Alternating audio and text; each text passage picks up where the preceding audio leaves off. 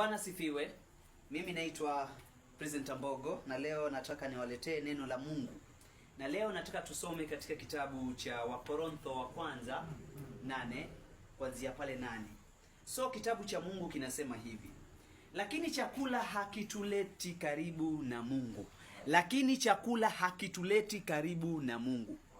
Lakini chakula hakituleti karibu na Mungu. Nimesharudia mahali hapo kwa maana yake. Maana yangu ni kwamba, maana hichi kitabu ni kwamba chakula hakituleti karibu na Mungu. Tunapokula sana tunaojenga mwili wa nje, lakini tunapokula sana tunasahau kujenga mwili wa ndani, roho.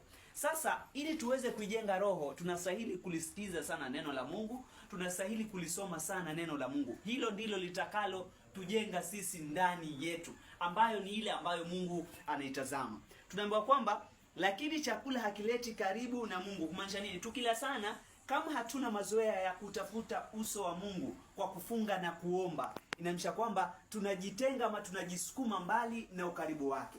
Hii inamaanisha kwamba ili tuweze kufika karibu na Mungu, tuweze kukaribia uungu, tuweze kumkaribia Mungu, ili tuweze kuyaona yale manufaa yanayotokana ama yanayopatikana kwa wale ambao wanajiassociate na Mungu, ni lazima tupunguze kula chakula cha kimwili na tuendekeze sana kula chakula cha kiroho, ambalo ni neno la Mungu, ambalo kwamba tunastahili kulisoma na kulisikiliza kwa mapana na marefu. Kitabu cha Mungu kinaendelea kusema, wala hatupotezi chochote tusipokula.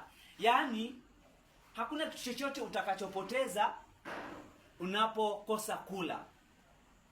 Kinyume chake ni kwamba unapokosa kula na kutumia ule wakati wako ambao haujakula katika kulitafuta ama kutafuta kukaribia ukuu wa Mungu, ni kwamba unapata uhuisho, unajengwa upya, unatengenezwa upya, unakuwa karibu na Mungu. Kwa hivyo kitu chenye ambacho nilikuwa nataka nikujuze, mpenzi msikilizaji, mpenzi mtazamaji, ni kwamba kama wewe ni Mkristo na kama wewe una nia ama lengo lako ni kukaribia ufalme wa Mungu ama hata kuwa katika uwepo wa Mungu siku zote, basi jifundishe tabia ya wakati wowote ule ama wakati wowote ule kutafuta huu ukuu wa Mungu, huu uwepo wa Mungu. Unautafutaje? Kwa kusali na kuomba.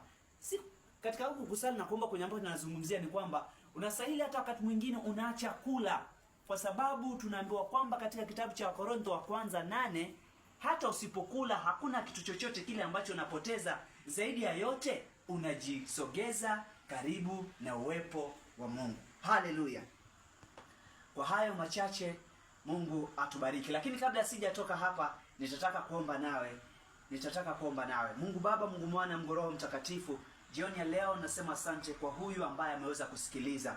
Na jioni ya leo nasema asante kwa huyu ambaye Bwana ataadhamiria ndani ya moyo wake kutafuta wewe na kukaribia uwepo wako, hata kwa kupunguza kula, kwa kusali sana na kuomba kupitia kufunga.